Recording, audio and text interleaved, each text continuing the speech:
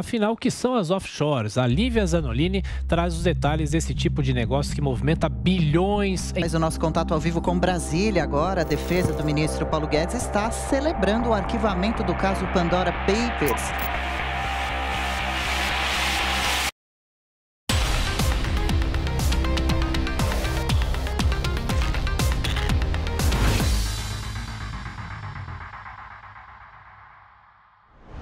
Recentemente, os jornais e noticiários do mundo todo foram tomados por um único assunto: o vazamento gigantesco de documentos sobre contas offshore, apelidado de Pandora Papers. No total, foram mais de 11 milhões de documentos vazados, que vieram a público no dia 3 de outubro de 2021, depois de meses e meses de análise. Esses documentos foram analisados por centenas de jornalistas de diversos países, inclusive do Brasil, e trazem informações sobre contas offshores em paraísos fiscais, ligados a uma lista imensa de políticos, bilionários, figuras públicas, empresas milionárias e até membros da realeza. Não é a primeira vez que ouvimos falar em escândalos ligados a contas e empresas offshore e vazamentos de documentos sobre práticas ilegais em paraísos fiscais. Não é incomum ouvir nos noticiários que contas no exterior foram descobertas e atribuídas a essa ou aquela figura pública. E no Brasil, geralmente escutamos esse termo em notícias sobre escândalos de corrupção e lavagem de dinheiro, envolvendo políticos e empresários.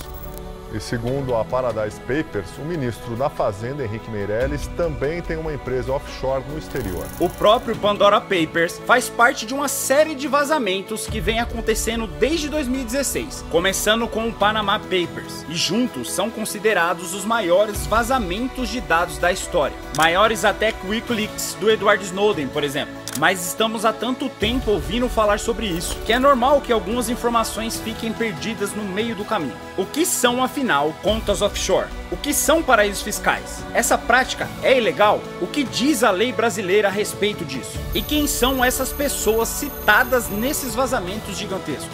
Essas são algumas das dúvidas que eu vou responder nesse vídeo, para esclarecer de uma vez por todas o que acontece no universo paralelo dos paraísos fiscais.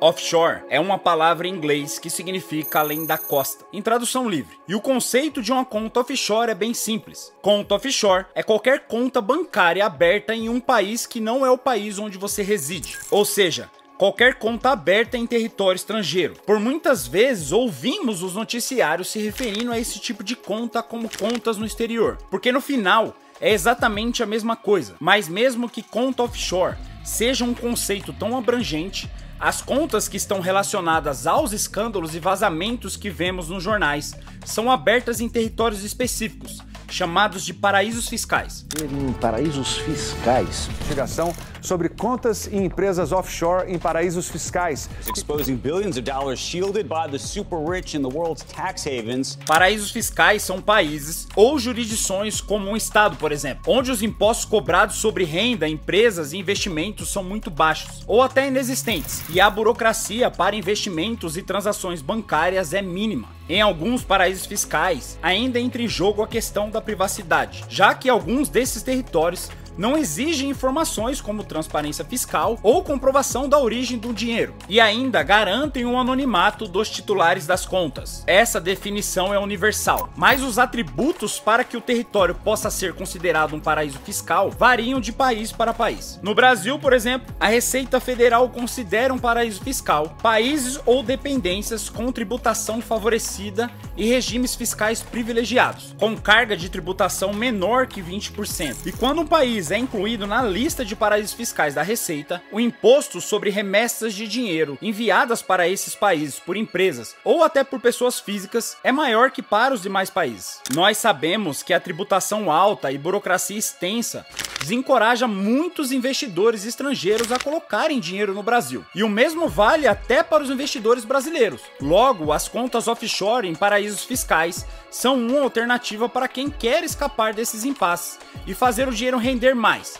além de conseguir vantagens tributárias no seu país de origem. Outra razão para abrir uma conta offshore é a maior liberdade de câmbio que essas contas oferecem. Se você opera com moedas estrangeiras, por exemplo, fazendo importações ou exportações, as taxas de conversão podem ser altíssimas, dependendo do seu país de origem. E a conta offshore facilita em muito o processo. Outro objetivo das contas offshore é a redução de juros. Quem busca financiamento ou outros tipos de empréstimos também pode se beneficiar das regras das contas offshore. Mas são essas mesmas características que fazem dos paraísos fiscais um destino comum para o dinheiro obtido de forma ilegal, em esquemas de corrupção, fraude, tráfico de drogas, por exemplo, já que a falta de transparência dificulta possíveis investigações a respeito da origem do dinheiro ou da verdadeira identidade dos titulares. Controla esse dinheiro, pô. Você não controla e você tem dificuldade de saber qual é a origem, às vezes não interessa, e ao lado disso aí, a offshore, geralmente,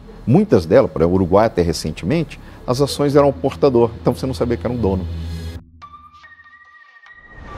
Atualmente, existem mais de 60 países na lista de paraísos fiscais da Receita Federal, embora o órgão não utilize esse nome para se referir a esses países, já que esse termo é considerado vulgar, e prefere tratar como regimes fiscais privilegiados. Os nomes mais famosos da lista ficam na região do Caribe, mas podemos encontrar países de diversas regiões do mundo nessa lista.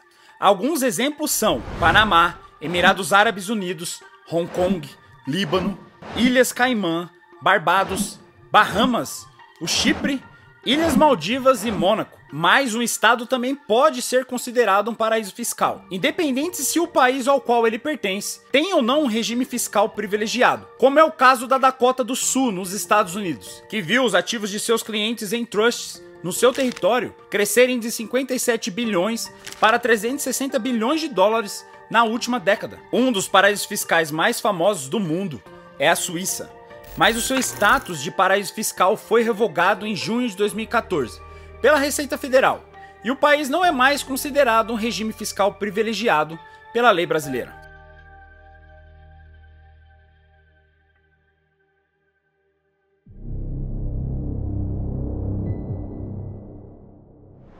Para abrir uma conta offshore em um paraíso fiscal, você vai precisar escolher um banco e enviar a documentação necessária como faria para abrir uma conta no Brasil. Mas vai precisar contar com uma assessoria especializada, que vai te explicar se as vantagens do país que você escolheu realmente vão funcionar para você e te guiar durante todo o processo. E aí chegamos à pergunta mais frequente com relação às contas offshore e paraísos fiscais. Isso tudo é ilegal? A resposta mais direta é: não, não é ilegal. Mas existe uma série de pormenores que a gente precisa levar em consideração para falar desse assunto. E eu vou explicar todos eles agora. A abertura de contas offshore, mesmo que em países considerados paraísos fiscais, não é, em si, uma prática ilegal. No Brasil, desde que você comunique à Receita Federal toda a entrada e saída de valores na sua declaração do imposto de renda e comunique ao Banco Central, através da declaração de capitais brasileiros no exterior, caso o valor seja maior que R$1 milhão, não há nada de ilegal nisso.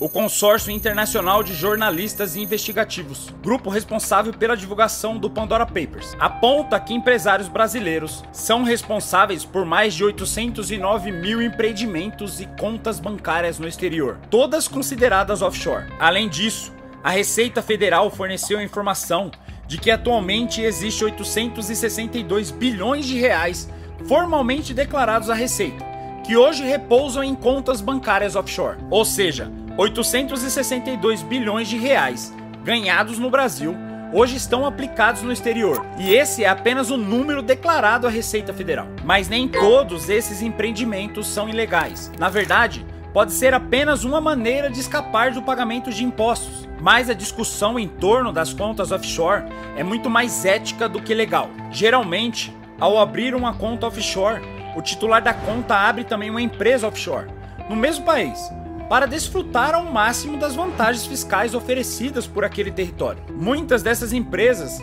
não são declaradas à Receita Federal e estão quase sempre ligadas a tentativas de enriquecimento ilícito ou esquemas de corrupção. Muitas pessoas envolvidas em práticas ilegais recorrem às contas offshore para lavagem de dinheiro, sonegação e evasão de impostos, para fazer operações com dinheiro sujo, entre outras atividades criminosas. Sendo assim, a questão em torno das contas offshore depende muito da intenção de quem está abrindo e utilizando essa conta, já que aproveitar as taxas reduzidas de impostos não é a mesma coisa que sonegação, por exemplo. Se suas operações são totalmente legais e você não usa as contas offshore para mascarar negócios e transações, ela é completamente legal. O problema começa quando essas contas são usadas em conjunto com empresas offshore fantasmas para sonegar impostos ou lavar dinheiro, como vemos muitas vezes nos jornais. É justamente por isso que é recomendado que você procure uma assessoria especializada e completa, caso queira abrir uma conta offshore, para garantir a regularidade e a legalidade das suas operações. Mas outro detalhe que precisa ser esclarecido é: por que é que quando ouvimos falar sobre operações ilícitas com contas offshore, quase sempre os envolvidos são políticos e funcionários do governo? Isso acontece não só por causa dos gigantescos esquemas de corrupção que infelizmente assolam a política brasileira. Um grupo de deputados lançou hoje um pacote de projetos de lei com medidas de combate à corrupção. Os procuradores afirmam que a corrupção apurada nesse processo envolveu 87 milhões de reais. A Polícia Federal indiciou o senador do MDB por corrupção passiva e lavagem de dinheiro.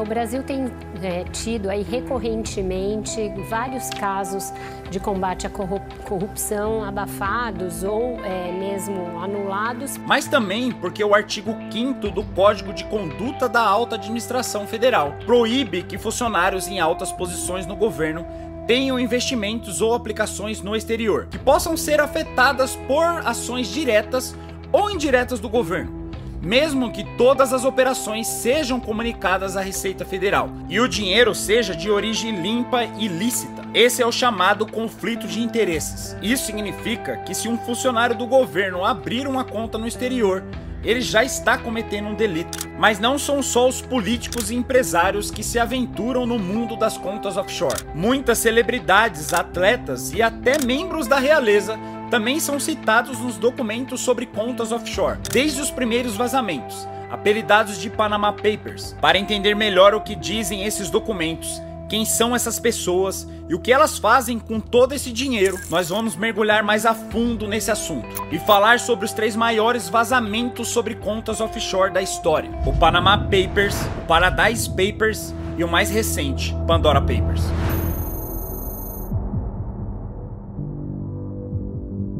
Os documentos do Pandora Papers são parte de uma série de vazamentos que vem acontecendo desde 2016 e que começou com os chamados Panama Papers, que vieram a público naquele ano e renderam acesso a mais de 11 milhões de documentos ligados ao escritório de advocacia Mossack Fonseca, no Panamá. Foi o maior vazamento de dados da história até então. A investigação foi conduzida também pelo Consórcio Internacional de Jornalistas Investigativos, e os documentos vazados foram analisados exaustivamente por mais de 370 jornalistas de 76 países, incluindo o Brasil. No caso do Brasil, fizeram parte do consórcio jornalistas do portal UOL, o jornal Estado de São Paulo e a emissora de televisão Rede TV. Os documentos vazados mostraram que a Mossack Fonseca, que também possui escritórios em outros países além do Panamá, é uma das maiores criadoras de empresas de fachada do mundo. Os documentos apontaram para mais de 214 mil empresas offshore em 21 paraísos fiscais, ligadas a pessoas de mais de 200 países e territórios, incluindo 140 políticos de mais de 50 países. Além disso, a Mossack Fonseca atendeu pelo menos 6 grandes empresas citadas na Operação Lava Jato no Brasil. Entre a lista imensa dos citados nesses documentos, chamados de Panama Papers, estão o ex-presidente americano Donald Trump, o bilionário e fundador da Microsoft Bill Gates, a duquesa de York Sarah Ferguson, ex-mulher do filho da rainha Elizabeth II, o príncipe Andrew, o ator Jack Chan, o ex-primeiro-ministro britânico David Cameron, a atriz britânica Emma Watson, o ex-deputado Eduardo Cunha, o filho da ex-primeira-ministra britânica Margaret Thatcher, Mark Thatcher, o produtor e apresentador Simon Cowell, o atleta americano Tiger Woods, entre muitas outras personalidades notáveis. Lembrando que não é porque essas pessoas foram citadas nesses documentos que obrigatoriamente cometeram algum crime ou prática ilícita. O fato de terem seus nomes citados no Panama Papers apenas comprova a utilização de contas bancárias offshore em paraísos fiscais. 2 dos casos mais bombásticos expostos pelo Panama Papers foram o do jogador de futebol Lionel Messi e o do presidente da Rússia, Vladimir Putin. Lionel Messi e seu pai, Jorge Horácio Messi, já eram réus na Espanha por sonegação de impostos via conta offshore, antes do Panama Papers vir a público. De acordo com as investigações, Messi e o pai utilizavam contas no Belize e no Uruguai, além de uma empresa offshore chamada Megastar Enterprises, para sonegar milhões de dólares em impostos. O consórcio de jornalistas investigativos que analisou os documentos vazados em 2016 encontrou documentos que ligavam a assinatura de Messi e de seu pai à empresa Megastar Enterprise, ligando os dois de maneira formal às acusações feitas. Ainda em 2016, Messi negou qualquer prática ilícita e afirmou que a Megastar Enterprise já estaria inativa há muito tempo. Mesmo assim, Messi e seu pai foram condenados em um tribunal espanhol por fraude fiscal e sonegação de impostos, e foram condenados a pagar uma multa de mais de 2,2 milhões de euros, após terem a pena de 21 meses de prisão, suspensa pelo mesmo tribunal. Já Vladimir Putin,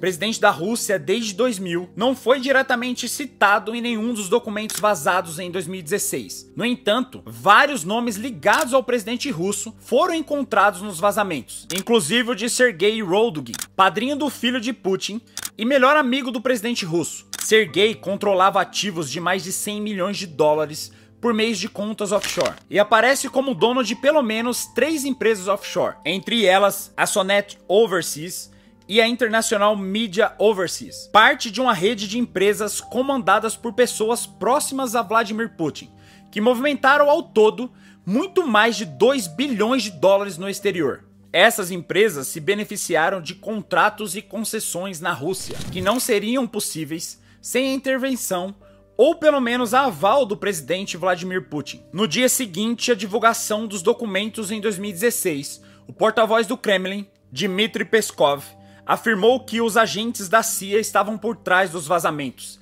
e que o principal alvo da operação seria a Rússia e o presidente russo Vladimir Putin. O próprio Putin ainda declarou em um evento público que o vazamento se tratava de um plano dos Estados Unidos para desestabilizar a Rússia e tornar o país submisso. O impacto do Panama Papers foi tão grande que chegou a virar base para um enredo de um filme, A Lavanderia, de 2019, distribuído pela Netflix. Mas, como sabemos hoje, os escândalos não parariam por aí.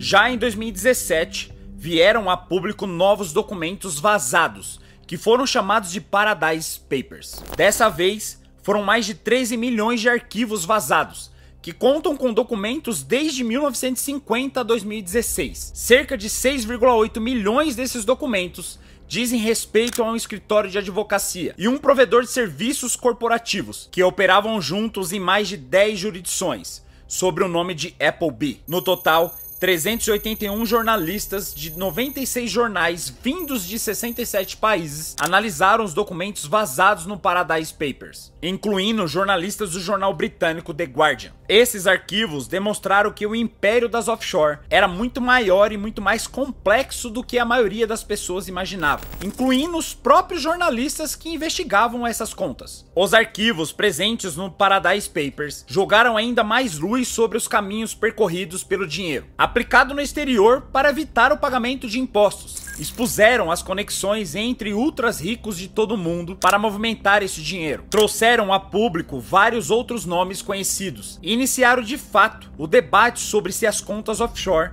deveriam ser proibidas ou não. Nesses documentos foram citados políticos, celebridades, empresas e até universidades. Alguns dos nomes mais notáveis nos Paradise Papers são o cofundador da Microsoft, Paul Allen, a cantora Avril Lavigne, a atriz Nicole Kidman, o vocalista do U2, Bono, a cantora Madonna, o piloto Fernando Alonso, o bilionário Jeff Epstein, o primeiro-ministro canadense Justin Trudeau e o político brasileiro Henrique Meirelles. Entre as empresas citadas estão gigantes como a Amazon, Apple, a Disney, o McDonald's, a Nike, a Uber, o Walmart e a empresa brasileira Odebrecht, envolvida nos escândalos da Operação Lava Jato. Foi divulgado também que o Twitter e o Facebook receberam centenas de milhões de dólares de investidores russos vindo de empresas offshore. Além disso, as universidades de Toronto, Cambridge, Oxford, Yale,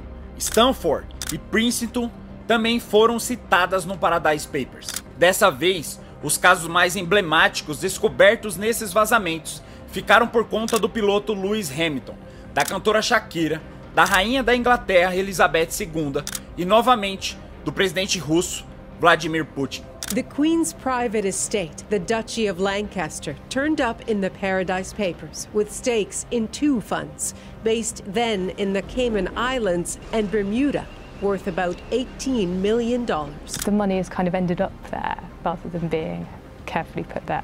But I think that people would be a bit shocked that they don't know where the money is trickling down to. There's an old saying that it is better to light a candle than curse the darkness. Interesting. Let's look at Queen Elizabeth.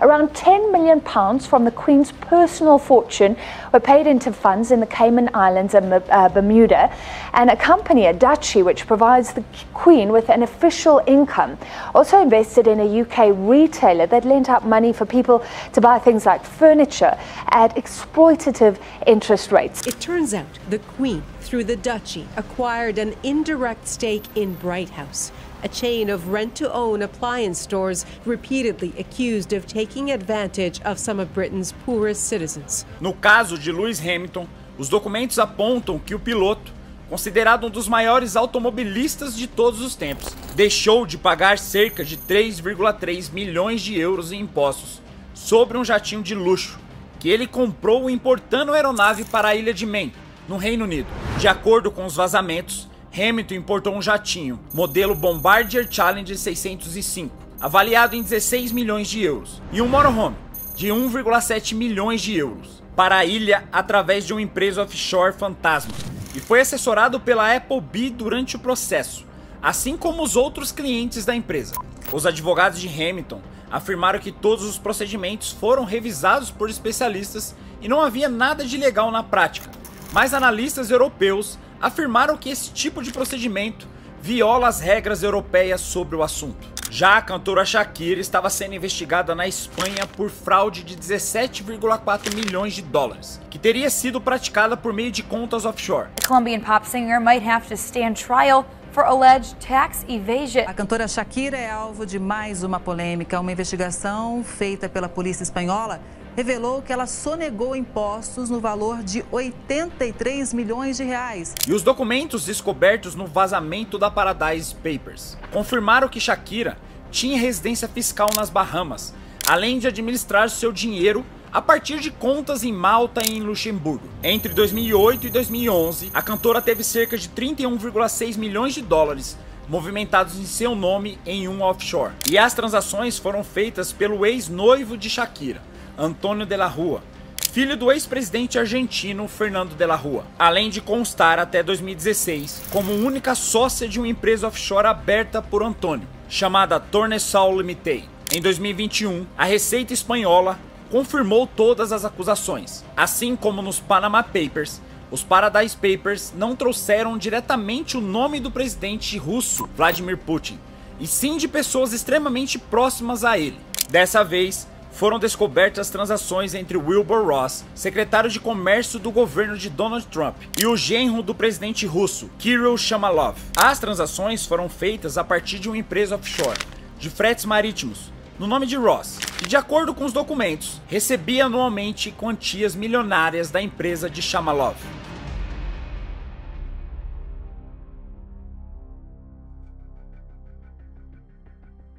Essas transações não foram comunicadas à Receita quando Wilbur Ross assumiu o cargo de secretário de comércio de Donald Trump, o que apenas agrava o caráter antiético e possivelmente ilegal das operações. Mas mesmo assim, aparecem mais de 7 milhões de documentos vazados da Appleby. No entanto, podemos dizer que um dos casos mais polêmicos que vieram à tona com o vazamento dos Paradise Papers foi o da rainha da Inglaterra, Elizabeth II. Parte do patrimônio da rainha vem do chamado Sovereign Grant, um rendimento dado à coroa pelo governo britânico, que se trata de um repasse de cerca de 25% dos lucros gerados pelas propriedades da coroa, como o Palácio de Buckingham e o Castelo de Windsor, e outra parte vem do Privy Purse, que é um nome dado aos rendimentos do Ducado de Lancaster, que gera cerca de 20 milhões de libras por ano, e serve para pagar salários dos membros da família real pelos seus serviços oficiais. A rainha paga imposto de renda e imposto sobre ganhos de capital sobre essas quantias, desde 1992. Mas os Paradise Papers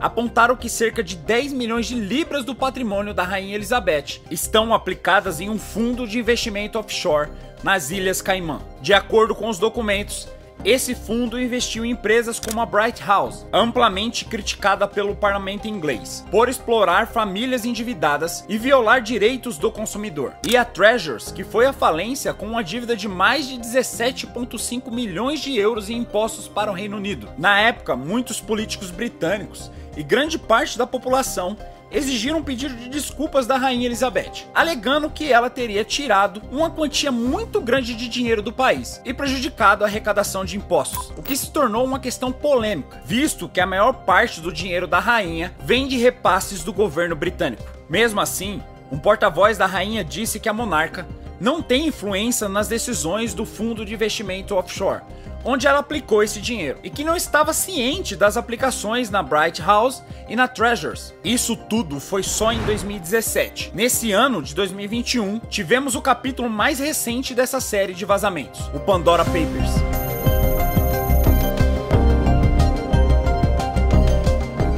Released Pandora Papers, as they're being called. A massive document leak is revealing the secret financial dealings of some of the world's richest people and most powerful leaders.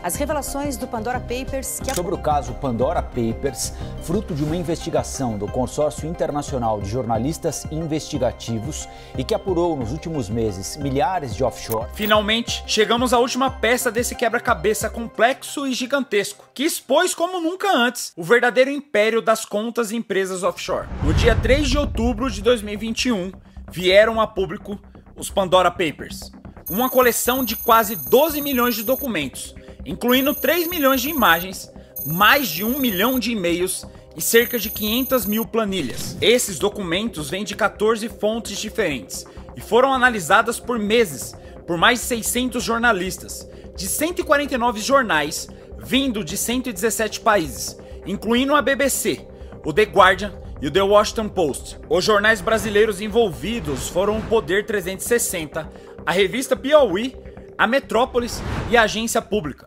Esses documentos deixaram ainda mais claro como as pessoas ricas e influentes em todo o mundo vêm criando empresas fantasma, de maneira legal, para esconder seu patrimônio e fugir do pagamento de taxas e impostos. E no caso específico do Reino Unido, comprar patrimônios secretamente. Entre os citados nos documentos estão 35 líderes políticos atuais e do passado, e mais de 300 funcionários públicos de todo o mundo, além de celebridades e membros da realeza. Alguns dos nomes são, por exemplo, o ministro da Economia Paulo Guedes, o presidente do Banco Central Roberto Campos Neto, a empresária Paula Marinho, neta de Roberto Marinho, a cantora colombiana Shakira, o cantor Elton John, o Beatle Ringo Starr, o produtor musical Red One, os presidentes do Chile, Equador, Congo e Ucrânia, além do primeiro-ministro dos Emirados Árabes, o Sheikh Mohammed bin Rashid, e empresas como a Nike, a Apple e o Banco Inter do Brasil. Alguns dos nomes citados nos documentos, assim como aconteceu no Panama Papers e no Paradise Papers, estão atualmente enfrentando acusações de corrupção, lavagem de dinheiro, fraude e evasão fiscal, que vem de antes dos vazamentos. Os documentos chamados de Pandora Papers mostraram como o ex-primeiro-ministro britânico Tony Blair e sua esposa Cherie deixaram de pagar 312 mil libras em impostos na compra de um edifício em Londres, onde funciona o escritório de advocacia de Cherie, ao comprar uma empresa offshore que era dona do edifício. Além disso, os papéis revelam que o rei da Jordânia, Abdullah II, gastou 100 milhões de dólares comprando propriedades secretas no Reino Unido, sem pagar impostos. Indicam que o primeiro-ministro tcheco, Andrej Babis, não declarou uma empresa offshore por meio da qual comprou 2 vilas no sul da França, por 12 milhões de euros. Revelam que a família real do Catar evitou 18 milhões de dólares em impostos sobre uma mansão comprada em Londres, além de ligarem o presidente da Rússia, Vladimir Putin, a ativos secretos em Mônaco. Além de Putin, outro nome que voltou a aparecer ligado aos vazamentos foi o da Rainha Elizabeth II. O nome da monarca não apareceu citado diretamente nos documentos, mas o The Crown Estate corporação que administra as propriedades da rainha, foi citada como compradora de uma propriedade de 91 milhões de dólares na família real do Azerbaijão, por meio de empresas offshore. Os Pandora Papers vieram para mostrar que, por mais que impressionantes que tenham sido os vazamentos anteriores, o que descobrimos até agora é só a ponta do iceberg das movimentações e das quantias escondidas em contas offshore. No total, se a gente juntar os 3 vazamentos, foram aproximadamente 36,9 milhões de documentos expostos e analisados. E mesmo assim, ainda existe razão para acreditar que o que veio a público até agora não é nem o começo do que realmente acontece debaixo dos panos. Mas como nós vimos, nem todos esses documentos indicam atividades ilegais. E não é porque alguém foi citado nos Pandora Papers ou em qualquer outro vazamento que a pessoa obrigatoriamente cometeu um crime. Mas também vimos que existe uma série de questões éticas ligadas à abertura de contas em empresas offshore. E que mesmo não sendo uma regra, uma grande parte das pessoas que movimenta dinheiro dessa forma está ligada de algum jeito à lavagem de dinheiro, sonegação de impostos, tráfico ou outras práticas ilegais. O termo, que significa fora da costa marítima, se refere a companhias abertas fora do domicílio do investidor, com o objetivo de resguardar algum patrimônio, mantendo-o longe das instabilidades do mercado de origem. Normalmente são abertas nos chamados paraísos fiscais, que são aqueles países em que o regime tributário é menos rigoroso, mais flexível, com cobrança menor de impostos ou até com isenção deles sobre esses produtos. No passado, até no passado recente, Lívia, muita gente utilizava desses mecanismos para realmente esconder dinheiro. Hoje em dia, com a OCDE e com os países trocando informações, é muito difícil hoje. Mas antigamente muita gente fazia esse tipo de coisa.